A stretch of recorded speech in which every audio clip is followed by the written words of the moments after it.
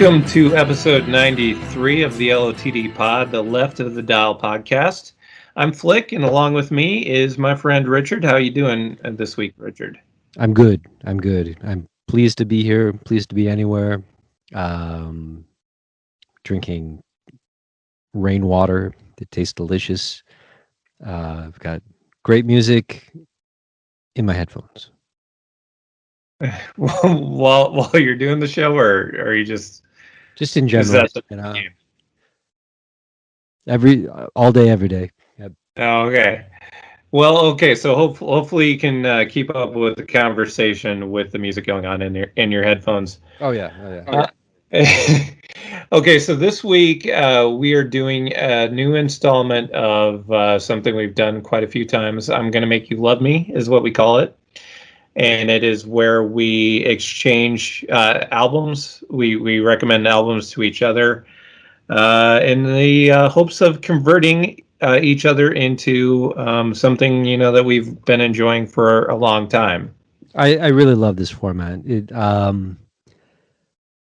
I'm allergic to book clubs, but it kind of reminds me of what a book club should be. Yeah, exactly. Yeah, it's a book club, except it's music, and it has a lot less drinking involved. That's right. Yeah. Yeah. So you still have the conversation, but the conversation is usually kind of focused on the subject matter, and and we might have a beverage, but yeah, that isn't really the motivation for what we do. Well put. Thank you.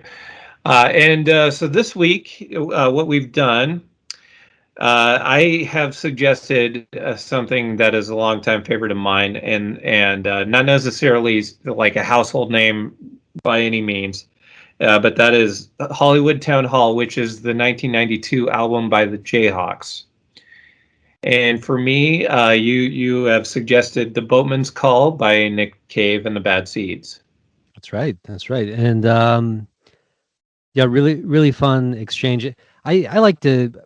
I'm always really pleased when it's like, we've done this show format a couple times, but I always really like it when it's two albums that are very disparate, but then you listen to them back to back and you're like, oh, they kind of have a lot in common in some ways.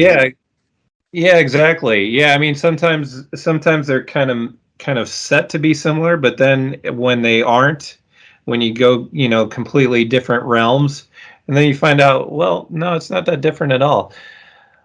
And yeah, I mean, for my part, the Nick Cave thing. So there's kind of a character arc for me, I guess, if you want to look at me like I'm a fictional character in a narrative. I'm looking at you like a fictional character in a narrative. So my character arc, where this show is concerned, I think, has been whether or not I'm going to come around to, for the most part, whether I'm going to come around to the magnetic fields. Time will tell. Yeah, we've had that discussion many times. Yes. And then I would say second to that is whether I'm going to come around to Nick Cave. Yeah. Whether or not the Nick Cave thing is going to take seed, if you will. And I love it. Yeah. Did it happen? We'll find out later in the episode. It's suspense. Yeah, and that is very interesting, and yeah, magnetic fields, definitely gonna get back to that, but but yeah, for me, I think that we agree on a lot of stuff. We were just chatting in the green room before we started the taping of the show in our studio. The Stevie Wonder records that we like, and yeah, we disagree about small stuff, but like I don't know anyone else I can have that discussion with, and so yeah, we agree a lot is what I'm trying to say, and we have a lot of the same records. I think if compare your record collection to mine, a lot of overlap, but I have a lot of blind spots too, and one of them is I have familiarity with a lot of kind of like country rock indie things are supposed to be great that I probably own a copy of, but maybe haven't like all the way grokked. Like Graham Parsons. I like Graham Parsons. I'll put it on every once in a while, but I'm not going to go to Joshua Tree on like a pilgrimage or anything. And one of my blind spots is the Jayhawks. Yeah, and for my part, hopefully I will make that pilgrimage to Joshua Tree, but I have not yet. Yeah, not yet, not yet. My buddy Dana has. He was wearing the T-shirt the other day. But yeah, Jayhawks. My sister likes the Jayhawks. I think I've heard some Jayhawks tunes, but I didn't really know a lot about them, and I still, don't know as much as you do. But I think this is probably the first Jayhawks album that I've ever listened to front to back, and the album is Hollywood Town Hall, as mentioned. And you know what, Sean? You know what? Mm-hmm. I was listening. I didn't really like it at first, and let me tell you why. I was kind of had it on the background and was like, okay, well, I'm just gonna like listen to the last arc of this record, of course on Spotify, total cheeseball, but yeah, I'm gonna just listen to like how they close this record out, last like 4 or 5 songs, and listen to it. I'm like, I don't know. I don't know if I was really into it. And then finally got around to doing my research, reading about this band and this album, and silly me, I'm listening to like the bonus tracks. So oh yeah, my bad. And so I gave it another listen, and I really like it. It's a really cool album. There were some things that really stood out when I first listened through it, even the non-bonus tracks that I don't know if they kind of bothered me, but maybe bothered me a little bit at first. But well, I think it's a real grower if you don't like it originally. So okay, so to begin with, I do want to ask you why did you decide to start with the last portion? I think I listened to the leadoff track, "Waiting for the Sun," and I don't know if it was like too close to our recent Colin Malloy discussion, but I was just not really that into the vocal and was like slightly irritated by his voice a little bit, and I think part of it is like my studio preferences. Like having really dry upfront vocals is not usually my thing. So I'm like, okay, well, I'm gonna just skip ahead and see how they ended with the big bang at the end. And yeah, skip right into a bunch of B-sides on the right. Reissue, like Keith and Quentin and yeah, up above my head. Yeah, you I would think that the fact that we're talking about tracks 11 or 12 through 15 that might have been a giveaway on that, but yeah, I mean, I didn't really, this is before I'd really done my research, so so yeah, like why not 15 tracks in 1992? But going back, it's like the classic, this album was made for an LP. It's 11 tracks. Actually 10. 11 through 15 are the bonus tracks. Oh, no way, really? Mm-hmm. Because I was thinking specifically about how cool it was that Leave No Gold was the way that they ended the record. Yeah, that was a B-side, and you want to not to sidetrack you out here, but all of these B-sides were on import singles back then, and I managed to get all of those import singles, and some were actually only promotional singles too that you had to. Yeah. See, I liked it. you know, and I also had kind of like my Americana kind of early 90s roots rock bands all mixed up in a big jumble. So I was like, where's Jay Farrar? Isn't he supposed to be here somewhere? It's like, nah, that's Sunvolt, dude. Mhm. Um, but yeah, I really I like that a lot. You know, I've liked Wilco for a long time, and I think some of my favorite stuff is when they're um, kind of stripped down, and that's why I like the Jeff Tweedy solo records a Mm. lot. You know, I think I like the two Jeff Tweedy solo records, Warm and Love is the King, probably better than any Wilco records. Yeah, it's him. It's him going back to that Uncle Tupelo thing. Yeah, and Uncle Tupelo too, as a you know the band that was a peer of Jayhawks at the time, and um, yeah, so I really like the formula. You know, the formula for me in listening to this record, not that it's formulaic, but you know what you expect. You expect like some like kind of country rock roots riffs, honky The tonk piano, the and the really recipe. The recipe might be a better way to put yeah it. So you're not suggesting that's formulaic. yeah right. So yeah, like you know the same kind of guitar treatment you'd hear on like a Tom Petty, like a tasteful Tom Petty kind of thing. Honky tonk piano, like you'd hear in you know, like 60s Dylan and some cool Hammond B3. So yeah, I liked it a lot. It was a real grower, and a lot of these songs have serious hooks, like "Take Me With You," which is track 5. It's like, oh wow, you can really sing along with that one if you're driving an automobile. Um, and I'm a big sucker for pop songs named after states and cities. And so not only do you have that, but you have that in one song. You have Wichita, and then next track you have Nevada, California. Yeah. The one thing you haven't mentioned, as far as that recipe goes, are the harmonies.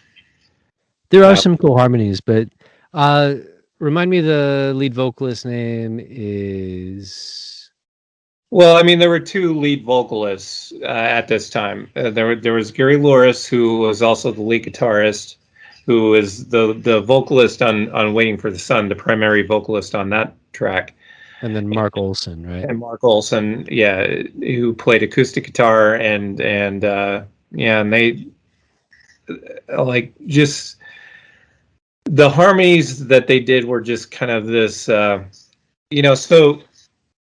So back then, the first thing that I had heard was "Waiting for the Sun" because that was the single, and you know, and I knew they're from Minnesota, and so I thought that was a cool thing, but you know, it wasn't necessarily going to win me over with that. Um, but I saw them live as an opening Ooh, around this time period. around this time, yeah, and and I Who did they believe, open for? well, they opened for the Black Crowes, Okay. so Yeah, no judgment. It's you know, fine. so not a band that, you know, like a band that at that time was still doing good stuff. But they opened for the Black Crowes, and by the end of their set, I swear to you, I like them way more than the Black Crowes by the end, just by the end of their set. A lot of Wow. people in hindsight might look at back and think, well, the Black Crowes, you know, of course, but I mean, no, I mean at that time the Black Crowes were, you know, on their second album, which was still a good album. Um, but anyway, I believe the first song in their set was Clouds. That's the number 3 song on here. And like just a few bars into that song, you know, like once the harmony started, because Waiting for the Sun didn't give me a really good idea of how great their harmonies were, but Clouds definitely did. And when they went into the chorus for Clouds, I think from that point I was hooked. And Gary Loris's guitar playing, you know, I was just, it was very instant. Like it just got a hold of me. And my friend and I, well, I bought, you know, a copy of the CD, bought Hollywood Town Hall the day after that, and then, you know, we spent the next night just listening to this, just you know, end to end. As soon as it's done, start it over, and start it over again. Just kept on playing it over and over. Wow. And yeah, you know, maybe a week or two after that, I bought their second album, Blue Earth. Um, but yeah, I mean, seeing them live was definitely one of those lightning bolt moments that you know, that was just such a big thing for me. And then this you know, then listening to this album the next day and just how infectious it was, and yeah, a really big thing. And you mentioned Graham Parsons too.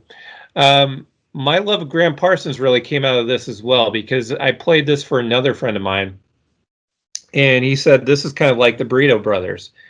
And so just based on that, I went out and bought the because he didn't have any Burrito Brothers. He just said that this sounded like them, so he didn't have any to play for me, and it wasn't like it is now where you just put it on Spotify or whatever. So it's just like on the basis of him telling me this is like the Burrito Brothers, I you know, went out and found an import copy of the Gilded Palace of Sin, and very quickly became a Graham Parsons fan as well. There you go. Yeah, I love that about music. I mean, we've talked about this before, that, you know, the bands that you like have bands that just had, you know, the same impact on them that you just described, and kind of infuse that into their process, whether they know that or not. And yeah, and then everyone's built on the same foundation, and yeah, it goes back and back, doesn't it? Yeah, and by the way, that Black Crow show that was in Davenport. I think that was the Adler Theater, or is there? It's either that, or is Yeah. there some? I don't know. I think it was the Adler Theater in Davenport. I've never been to Davenport. I will probably never end up going to Davenport, but I've heard nice things. That's interesting. I'm surprised you've never been. Full of surprises. Yeah. So, any other thoughts? I just really liked it. You know, I maybe I was in a bad mood or something when I listened to it the first time, and um, but yeah, I thought it was really cool, and um, there are hooks and these great little, you know, turns of phrase and melodies that um are like a little bit bittersweet sometimes, you know, and if an album is a little bit bittersweet, that's, you know, that's my genre, and this really filled in that requirement for sure. Uh, I also like the, just based on what I'm hearing and the era, I think a lot of these songs were just played live in a room. You know, you can tell it's a really tight live band, and they all like each other and they know each other really well. Where, you know, in terms of where every player is going to go, and um, yeah, felt like an album by a bunch of guys that are really good friends, and they're jamming in a room. And then the cover is, you know, the guys in front of a uh, small town hall. It's just absolutely freezing. It's like, you know, Yeah. 5 below zero. in Couldn't be more Minnesota. Minnesota. Exactly. Yeah, and it's like this kind of dopey, cool portrait of them, and so yeah, I mean that kind of tells a story for me. Like, these guys are a Minnesota band, and from my experience living in the Midwest years and years ago, it's like, it's horribly cold. And in the winter, if you're lucky enough to be in a band, you're all like bundled up in a practice space, and there's some real camaraderie that gets built out of that. Yeah, and the irony there, I'm sure this has to be intended, is that the town, the very cold looking Minnesota town, is named Hollywood. Sure. Um, so yeah, it's all like It's if, playful. if Yeah. you're if you're from the Midwest or especially from Minnesota, you really I think it really hammers it home. Yeah, and cheers to the town of Hollywood, Minnesota, for not finding Suing. some dumb way to like mispronounce it and then have that be like the town name. Bugs me every time. I grew up around. Okay, so I'm not officially from Iowa, but I spent a lot of time there growing up, so I kind of think of myself as being from Iowa.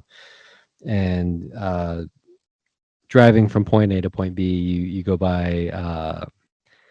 um, by my old town. It was Nevada, Nevada. Yep. Nevada, and then if we were to drive to my grandparents' hometown of Atumwa, you'd go near both Madrid and Berlin. Berlin. Oh, Uh, I'm not familiar with Berlin. I'm familiar with Madrid and Nevada. yeah, so that was always kind of fun, and so yeah, cheers to the people of Hollywood, Minnesota, for doing it right. Yeah, I mean there are those towns in Minnesota though, and like they aren't coming to me right now, but yeah, there are definitely towns in Minnesota where it's just like how does the pronunciation end up being that? Yeah, not to complain about Iowa, because I really I enjoyed my time there, um, and I didn't have any control over it, so I you know made the best of it, and had made good friends, um, had illegal fireworks, all that stuff. It was cool. All right, yeah. So I guess thumbs up, thumbs down. As we've talked about before, the the test for me is like did the guy like try and buy it on eBay, on vinyl? And I looked on eBay, but it's not there are findable LPs of this record, but not for like $25 or something. It's pretty Yeah, expensive. But yeah, I like this record a lot. I'm gonna jam on this one for sure. yeah. I have a signed copy. I will not be selling either. I mean, not a signed vinyl copy, a signed CD. I actually get to hang out with them one night because Nice. Tell me more. yeah, I guess I wasn't expecting to go into this honestly, but um, so the album after this was called "Tomorrow the Green Grass," and one of their first, if yeah, I think the second night of their tour was in Iowa City. So I believe the first night was, or no, they were going to Ames after, I think, and anyway, they played the Union Bar in Iowa City, Oh yeah, I've seen shows there. and I went and just kind of waited after the show. And Mark Perlman, the bass player, came out like after the show was over, and he was the only one that had come up from the backstage area, and I had him sign signed my CD, and he said, "Well, why don't you just come hang out?" So I went and hung out backstage with him, and Oh, that's so cool. yeah, yeah, it was really nice. And over the years, I would run into them here and there. Like I remember running into Mark Perlman and Gary Loris at a Paul Westerberg show in Minneapolis. Yeah. And they are playing in Iowa City coming up in August, and I might try to go and see that too. Yeah, go check it out. Then that'll be cool. I see that they have a new record that came out last year. Is that right? Yes, that's right. That was last year. Last Yeah. year So was set. we talked a little bit about how the band formed, big Minneapolis band. But yeah, they're still together, which is cool. Well, except for Mark Olson. So he left, and so I guess we forgot to mention that we actually previewed this, unintentionally last week, because the Jayhawks came up in conversation, and then I realized, well, that's probably the album I should suggest for you this week. That is true. So if you haven't heard that, go back to episode 92. Go back one in the archives. And and I talked about how The Man Who Sold the World was a really good album, but kind of a big left turn, like the biggest left turn that they ever had. And a big part of that was that Mark Olson had left the band, so they, so not only did they not figure out, how do we try to fake it like we're basically the same band, even though we lose somebody that made up a big part of our sound. Like they just decided, well, this is going to be a heavier record, a louder record, and it's a great record. But yeah, I mean, for whatever reason, I don't necessarily know the real story, so I'm not going to be speculative on how it all went down. But he left the band, and I don't think it was the most amicable thing, but that's as much as I'll say about that. And they did make it work. Like it is one of those things. When I heard that album, I wasn't really sure if it should be a Jayhawks album anymore without him. But it is a really good album, and yeah, and he did come back later on, and then left again. But yeah, I mean, for the most part, the Jayhawks have been Gary Loris's. I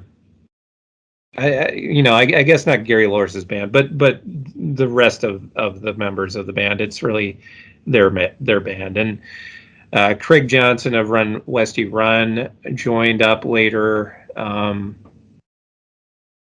he wasn't really just trying to take the place of Mark Olson. He just did his thing, and that was good too.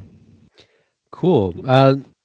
So Hollywood Town Hall. I think it's safe to say that this is probably your favorite Jayhawks record. Is that correct? That's correct. Yeah. Okay. Well, where would you advise our chat box is blowing up? They're asking if I like. Let me just read this right. If I like Hollywood Town Hall, what's your next favorite? Are there any albums to just like straight up avoid? I don't. Okay. I would say this: the first album, the self-titled Jayhawks album, which was originally pressed in a very small run. I would say definitely go to that one last. I don't think there's any ones to avoid, but maybe just go to that one last. That was the one I talked about last week too, where okay, so I went to Blue Earth after this, and I guess just because this was my experience and it works, I think Blue Earth is a good place to go after this. It's definitely more country-ish. It is more along the lines of the Flying Burrito Brothers, and a really good album. So if you're inclined to to kind of want them to go more country-ish, that's a good one to go with. The first Jayhawks album, that's the one that I told you about last week that you couldn't find it anywhere. So the owner of the record store or Folk Jokabis in Minneapolis, I really pestered him constantly to because he offered to make me a copy of it on tape, and I really had to keep after him in order to get it done, free of charge. By the way, I want to make Oh, how nice! Yeah. I want to make sure that I stress the fact that he wasn't profiting off of this. He just made me a free copy of it, and and I had to keep after him. But it's a baby album. It's baby steps. It's not their best work or anything like that. It's more completist type of thing. I think the man who, like I talked about, the man who sold the world is. I don't even know if I have that title right. I want to make sure I have that title right. The album that came after. Oh, you know what? I'm sorry. Tomorrow the Green Grass is the album that came after Hollywood Town Hall. That is probably the most crowd pleasing album. So I think that's probably a safe place to go second, just because it's a very likable album. So go to that one second, then go to Blue Earth. Okay. Yeah. And then let me make sure that I am not flubbing the title on the album that comes after that, because that's the album that comes after Hollywood Town Halls when Mark Olson left the band. So let's see. The Sound of Lies. I don't even because the Man Who Loved Life was the first song I heard off of that. That's why I'm messing up the title. The Sound of Lies is the title of their 1997 album. Huh. And that's a good one to check out. It's different. It's going to sound different than the others, but depending on what you like, I think it's good. All right. Well, thank you. That was great background, great recommendations, and I loved your stories about being introduced to this group. So, shall we move on to Nick Cave and the Bad Seeds? Okay, we will. So yeah, here it is. Is it ever going to happen with me and Nick Cave and the Bad Seeds? Not going to give it away up front. But let me start. I guess let me start with my my Nick Cave story, because my first impression of Nick Cave comes from a Neil Young tribute album that goes back a long time, and when I was young, and that tribute album was called The Bridge. It featured Dinosaur Jr., Sonic Youth, and the Flaming Lips, Victoria Williams, and Nick Cave and the Bad Seeds. And my first impression, so Nick Cave and the Bad Seeds covered "Helpless." My first impression of Nick Cave was that he did the lyrics incorrectly to "Helpless," and it didn't seem to bother him, and that bugged me a bit. So not a favorable first impression. I don't want to act like that informed every opinion that I ever had on Nick Cave, because basically I knew then and continued to know that he was good, even though that was my first impression of him. Like I think that if I'm going to describe Nick Cave, he resides at the intersection of Leonard Cohen and Lou Reed. Does that sound like a good? With like a Pinky in the Tom Waits sphere of influence in some ways. But yeah, I think I think Leonard Cohen's a great. I think you really hit on something there with Leonard Cohen, especially that both artists are. If you were to ask Leonard Cohen when he was still alive, what do you do? I think he'd say he's a writer first. He's a poet first. Right. And I suspect that Nick Cave may give you kind of a similar answer, that their pursuits in art are not limited to strumming a guitar and singing love songs. It's serious for them. Mm-hmm. Yeah, but but you as a fan, like that's the right assessment, right? Yeah, and Putting words in your especially both, and I think Lou Reed too is a great artist to compare because both Lou Reed, Leonard Cohen, and Nick Cave and the Bad Seeds are gonna more than occasionally take you to places that are not always pleasant in their songwriting and their storytelling. yeah. And they're going to do so in a very uh, alliterative, a very narrative way that I think is closer to literature than songwriting in a lot of cases. Hmm. Yeah, and that's where I'm coming from, and so I've always recognized that he's good. I've always recognized that he had the potential to be somebody that that I liked. Making the personal connection is has been the challenge for me. Um, and to go into the Boatman's Call, I will say that continued the first couple of times I listened to the album. Um, so the going into it, Into My Arms was the one song here that I was already familiar with, and it's a great song.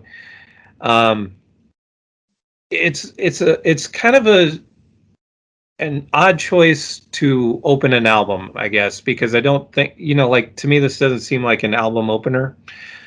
It seems like a late in the album type of song, but then you listen on, and all of these songs are kind of late in the album songs to me. Um, and so and I like a good pump organ song as much as the next guy, I will say. Um, but like I had a hard time connecting the first couple of times I listened to this, and a big part of it was that there's a lot of everything's kind of on the same level, same tempo, and not not not so much variety, not going to a bunch of different not trying on different styles or anything, but everything's kind of in the same vein. um Which is, not to interrupt you too much, but I think that's one of the things I really liked about it and I still like about it, but especially when I was first getting into this record, is that yeah, they're no like Nick Cave and the Bad Seeds are like a legitimately loud big band. So if you ever go and see them and expect them to just do like piano ballads, like it's not gonna and like pump no organ. really like bring earplugs for real. Yeah. Um and so I think that's and knowing I knew Nick Cave before I got into this record. And I think that's one of the things I really like about it is that uh he was taking a lot of songs that are kind of the same subject, like um, his breakup with PJ Harvey or whatever, and they I don't know, they exist in the same kind of world and have the same instruments that articulate the songs. See a lot of piano, and there are guys in the band when this record came out that can like Blixa Bargeld is in the band and plays on this record, believe it or not, who's is a like super loud experimental German guitarist. And I like the restraint, and I think that I can really feel the restraint in these songs that they're not doing like a rocker because they can. Mhm. They're holding back to give deference to what the song is about. Yeah, and I mean, I think I don't know. I think that like you said before, we agree on a lot of stuff. This is maybe where our listening differs a bit. Is that like for me, being on the same level is more of a challenging listen for me than and it for you. I think it's more like maybe what you're looking for. Um, I got to tell you what happened next, though. Please So, do. Huh. so after the second listen, um, I had, and by the way, I gotta say, so just to go through this album, Well, no, I'll come back to this. I have another point to make about this album. I'll come back to it. So anyway, coming through this second listen, I'm like thinking, all right, I'm going to listen to it a third time, but I think I'm in between there. I'm going to figure out whether or not Nick Cave can work for me. And so I had decided I was going to try and just figure out other songs I could listen to from him to see what's what, and see if it was going to work. So as as I was listening on Spotify, the way that Spotify works, depending on your settings, I suppose, is you listen to an album, but it wants to keep on playing you music. So it played me songs based on this album, which is mostly other artists, but of course Nick Cave is part of it too. So then the song "Breathless" from Abattoir Blues came on. Mm-hmm. And I thought, oh, that's cool. I like that one. I'm gonna maybe I'll have to check that album out. A few tracks later, it played me another track from Abattoir Blues, and I am blanking on the name, so I'm going to try and track that down right now. Let me see here.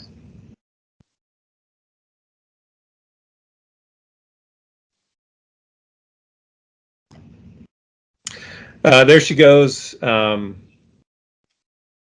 There she goes, My Beautiful World. Yeah. Right up my alley. Just totally, Elements of Soul. Just totally what I'm down with. And instantly I'm like, oh, this is right off the bat, this is like my favorite Nick Cave and the Bad Seed songs I've ever heard. And so I decided I would just listen to Abattoir Blues in its entirety at that point. Totally love that. That would have been a harder one to suggest because it's a double album, but there is more variety in it. And the other album being "The Lyre of Orpheus." Yeah, exactly. And yeah, so I listened to that, really enjoyed it. And then I'm like, okay, I'm gonna go back to Boatman's Call again to see if that helps. And it did. It made me like Boatman's Call more too. And even things like one of the things I hadn't mentioned before in Boatman's Call is that the first couple of listens, I'm like listening to his vocals and thinking that they're really like he's holding back, and it's a really kind of self-conscious vocal that he's given. And it was, so like a Bob Dylan vocals, or for instance, never have been a problem for me because he doesn't hold back. He's just always content to just give it all he's got. But the vocals that Nick Cave was doing on that album, it just sounded like he was just holding back, and it wasn't really. It was bothering me. That I didn't notice it as much though on the third listen, and I don't know. I don't really know why that sounded different in that way, but maybe I just got used to it or something. But yeah, I mean, after listening to Abattoir Blues, and then coming back to Boatman's Call, I think there's more to be done. The journey is not over with Nick Cave. Well, if you were to compare, and I think that's a good point. I think there is a lot of like, yeah, his vocals are really restrained, and like I was saying earlier, I think it suits the songwriting quite a bit. But if you want to hear Nick Cave get loud, like there are two albums by a band called Grinder Man, which is I think him coming off of a period of Nick Cave and the Bad Seeds playing the kind of like quiet, like really thoughtful music, and him just like wanting to tear loose like the old days. And Grinder Man is Warren Ellis, and I think Mick Harvey's in that band too, and just as loud, so loud. Oh my god! And Nick Cave is a piano player. It's the first time Nick Cave is playing electric guitar, going through what sounds like 8 different amps, you know? Um, so yeah, that's a good comparison. Also a comparison, I'd say kinda like a hybrid of those 2 things would be, the origin of Nick Cave in The Birthday Party. I don't know if you've ever checked that out. Not No? thoroughly, no. Well, Birthday Party is completely loud. The era that I really enjoy is with guitarist Roland S. Howard, who, for my money, is like one of the best rock guitarists who ever lived. Um, completely loud, interesting, dark. Um, and Nick Cave is just, howling. But what he's howling is, the it's interesting, and it's like real poetry and lyrics that are just they're not simple lyrics. They're not Stooges lyrics. They're like Well, and I want, biblical, and weird, and scary, and you know. yeah, I want to stress that it isn't that it was loud that was what was appealing to me about There She Goes My Beautiful World, but just the kind of the fire that it has, and Yeah, it's jaunty. Yeah, yeah, and and the vocals of the backing choir that he uses on it is just it's just excellent. Definitely, like honestly, I'm sure I will like other Nick Cave tracks. I don't think I'm going to like any as much as this, and that's not necessarily that's not me being dismissive, but I really think this is great. Um, and yeah, super exciting. Like I felt like I knew enough about Nick Cave to you know to know whether or not I'm ever going to connect with it. And I think when I heard that song, I was like, well, maybe I don't, yeah. No, I love it. Yeah, we're making some progress, but Yeah. um, yeah, and Nick Cave is even for someone that really loves him like I do. He can be a frustrating artist to follow. A lot of albums will tack to places that you don't expect them to, and some of them are just like, you know don't have they have like some good songs, but and that's where the Boatman's Call for me is just like this like endless listen that I never get sick of, and I always notice new things about. Is like there's no filler on it. It's a real cohesive story, and it's real cohesive mood. I, You're really kind of like in those places. yeah, it is cohesive. I guess, like in the first two listens, I was seeing it as cohesive almost to a fault. But there is one blemish on it for me though, and that would be the final track, Green Eyes. I really didn't like that one. Huh. Um, and I gotta I gotta talk to you about it a bit because it seemed like such a weird thing. So it seems to be kind of the reverse of a form that most of us are probably familiar with, where you hear spoken word and then the spoken word is sung in the background. And here it's the reverse of that. You hear it sung and then you hear the spoken word. And like to me, like the reverse of that format, really it was I don't know, it really didn't work for me. Well, there you go. Can't Yeah. agree on everything. I guess I was wondering if we would agree on that one or not, but yeah, no, that one definitely didn't work for me. The rest of the album is all fine and everything, but Yeah, I that never once thought about that being like a problem, I reverse. because if because I really do think that Nick Cave is a writer first, a singer second, um, and so yeah, the idea of like a poem being recited as you're kind of adapting it. Like that, it kind of makes sense. But I never really thought about it until now. Yeah, yeah. It's the way that it's done in reverse. It's just like, having the line sung and then spoken after. I'm not sure I like it in the reverse either. That you speak the line and then it's sung either. Like that's fine. To me, it really didn't work to have it sung and then spoken. Um, that wasn't really the only thing I didn't like about that song, but yeah, that was like the one song that just stuck out to me. Yeah, I'm glad it was the last track. Like at first, I thought, well, maybe this is just a bonus track, like with your Hollywood Town Hall experience. I thought, well, maybe this is a bonus track, and then I looked and found out, no, it's actually one of the tracks on here. Maybe it'll grow on you. I don't think that one will. Nick Cave, though, I have there's potential there.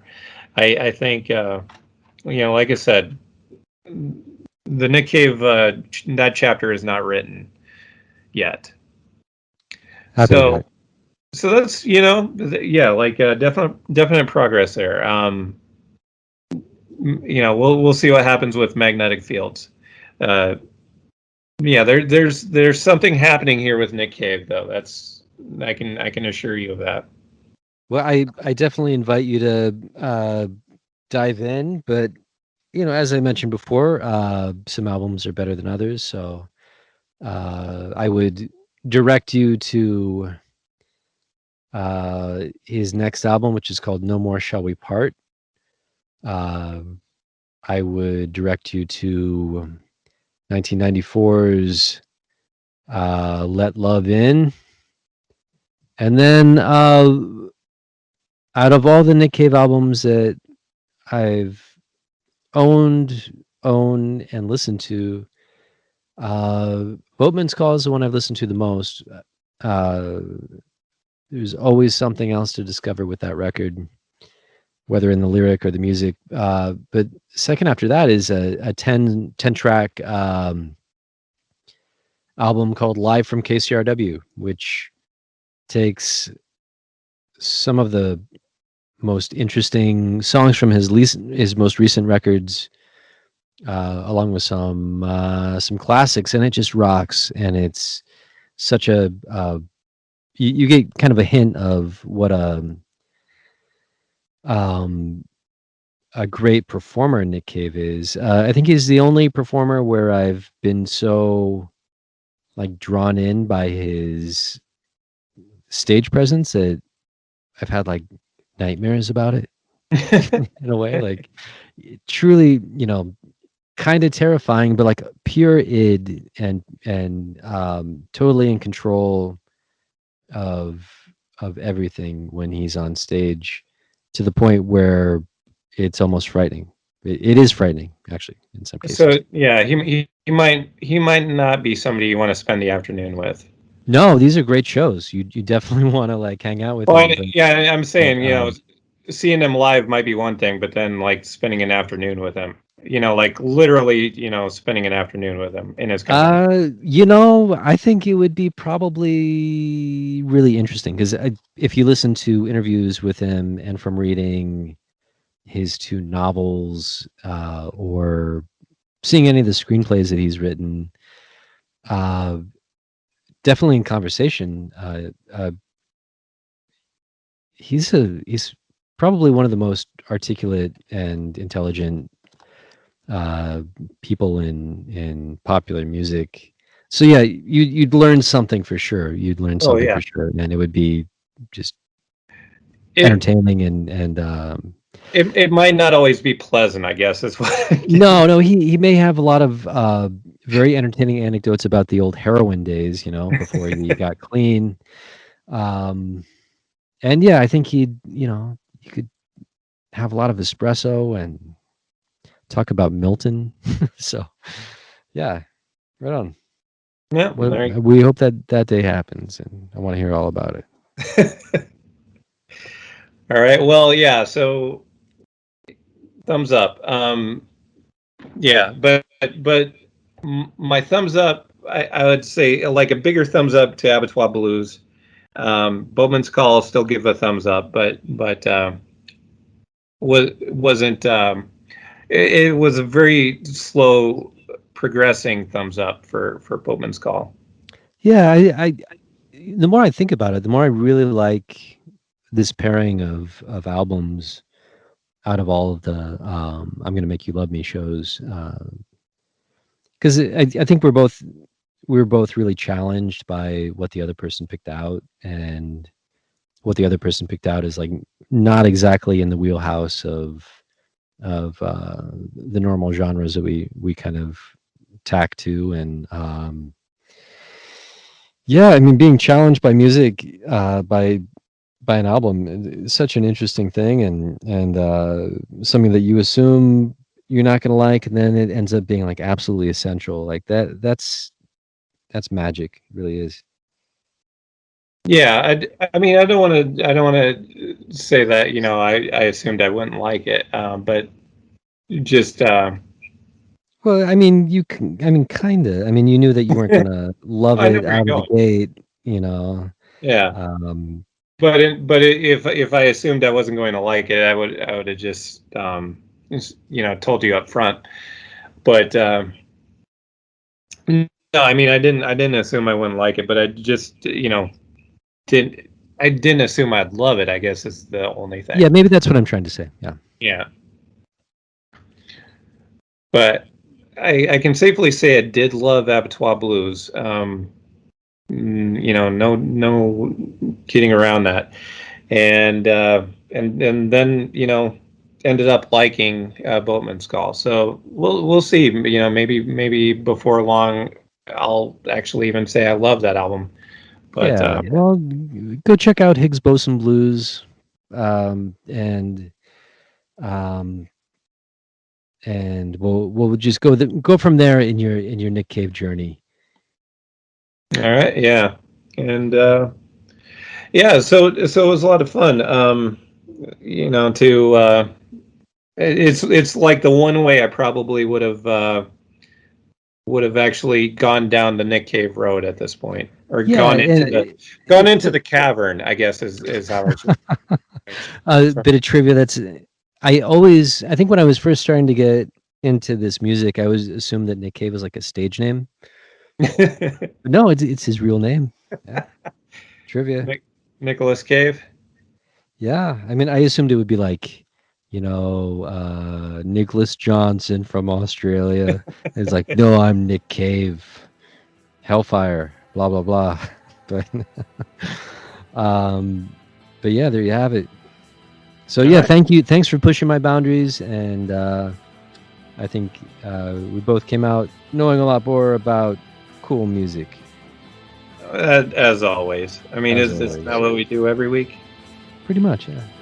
Yeah, that's what we're doing.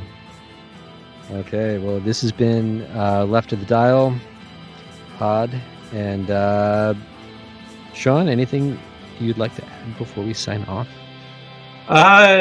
No, I mean, once again, we haven't lined up something for next week, so we will do that. I think it adds mystery. That's right. Yeah, Yeah. just keep the suspense going. But we'll have something. We'll be here with something next week. There you have it. Always a pleasure, Flick. We'll catch up with you next week. Catch you next week.